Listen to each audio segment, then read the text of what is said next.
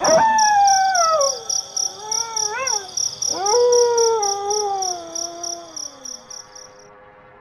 Bejo adalah seorang tukang bakso keliling yang setiap malam mangkal di perempatan jalan dekat pohon beringin tua. Sudah bertahun-tahun ia berjualan di sana, dan meskipun banyak orang bilang tempat itu angker, ia tidak pernah mengalami hal aneh, setidaknya sampai beberapa bulan terakhir. Setiap tengah malam, selalu ada pelanggan yang datang tanpa suara. Mereka tidak pernah berbicara, hanya menunjuk bakso yang mereka inginkan. Anehnya, ketika Mas Bejo menyiapkan pesanan dan menyerahkan mangkuknya, ia selalu mendapati pelanggan itu sudah menghilang begitu saja. Tapi mangkuknya tetap kosong, tanpa ada sisa kuah atau jejak makanan. Awalnya, Mas Bejo mengira dirinya hanya lelah atau berhalusinasi. Namun, semakin lama, kejadian itu semakin sering terjadi. Sampai akhirnya, suatu malam, ia melihat dengan jelas sosok yang datang. Ia adalah seorang perempuan berambut panjang, mengenakan baju putih lusuh dengan wajah pucat. Tatapan matanya kosong dan kulitnya terlihat seperti sudah lama membusuk. Dengan tangan gemetar, Mas Bejo memberanikan diri bertanya, "Siapa kamu?"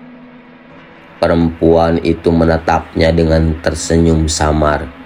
Ia lalu berkata dengan suara pelan namun menggetarkan hati, "Aku dulu sering makan di sini sebelum kecelakaan itu terjadi." Mas Bejo langsung merinding. Ia ingat beberapa tahun lalu ada kecelakaan maut di perempatan itu. Seorang perempuan muda tewas tertabrak truk saat hendak membeli bakso. Setelah malam itu, Mas Bejo benar-benar pindah tempat berjualan. Ia memilih lokasi baru di dekat pasar yang lebih ramai dan terang. Namun, rasa takut masih menghantuinya. Setiap kali ia memasak bakso, ia teringat wajah perempuan berambut panjang itu. Tapi yang lebih mengerikan adalah kejadian-kejadian aneh yang terus mengikutinya. Pernah suatu malam, ia sedang membersihkan gerobaknya ketika tiba-tiba terdengar suara ririh dari belakangnya. "Baksonya enak, Pak." Mas Bejo terlonjak kaget dan menoleh cepat. Tidak ada siapa-siapa, hanya angin malam yang berhembus perlahan. Dadanya berdebar kencang. Ia menghela napas dalam-dalam, berusaha menenangkan diri. Namun, kejadian itu tidak hanya terjadi sekali. Setiap malam, ketika ia sedang sendirian, selalu terdengar suara yang sama. Bahkan pernah suatu kali ia menghitung uang hasil dagangannya. Ia menemukan uang yang sangat lusuh dan sudah usang, seolah berasal dari puluhan tahun lalu.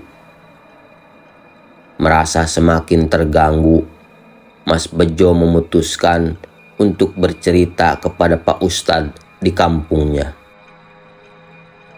Setelah mendengar kisahnya, Pak Ustadz hanya mengangguk-ngangguk dan berkata, "Mungkin ada yang masih belum selesai urusannya, Mas.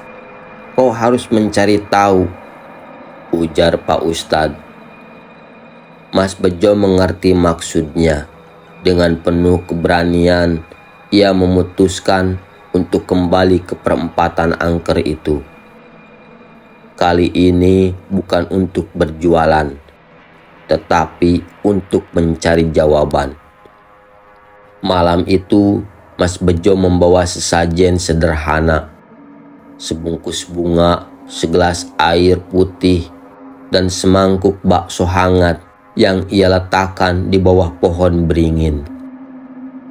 Ia duduk bersila dan membaca doa, berharap jika memang ada roh gentayangan, ia bisa membantu menyelesaikan urusannya.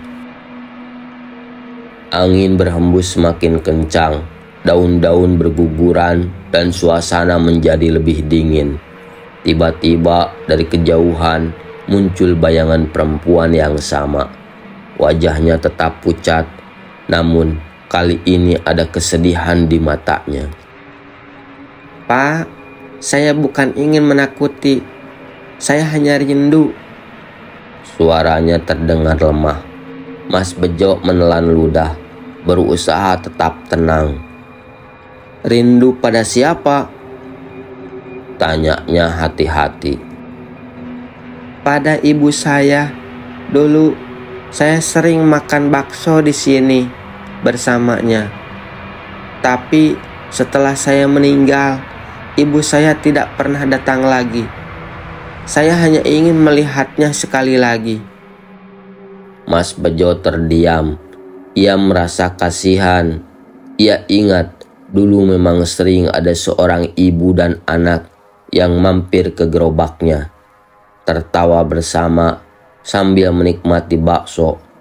Tetapi setelah kecelakaan itu, sang ibu tidak pernah terlihat lagi. Dengan niat membantu, Mas Bejo berusaha mencari tahu keberadaan ibu perempuan itu. Butuh waktu beberapa hari, tapi akhirnya ia menemukannya. Seorang wanita tua yang tinggal sendirian di rumah kecil dekat kampung seberang. Ketika Mas Bejo bercerita, wanita itu menangis. "Saya selalu merasa bersalah. Saya tidak pernah berani ke sana lagi," katanya dengan terisak. Malam berikutnya, Mas Bejo membawa wanita itu ke perempatan. Wanita itu meletakkan bunga dan menangis, berbicara seolah anaknya masih ada di sana. Angin berhembus lembut seakan membawa ketenangan. Dan untuk pertama kalinya setelah sekian lama, Mas Bejo merasa perempatan itu tidak lagi seseram sebelumnya. Sejak saat itu, tidak ada lagi suara misterius atau uang lusuh yang muncul di gerobaknya. Mas Bejo bisa kembali berjualan dengan tenang.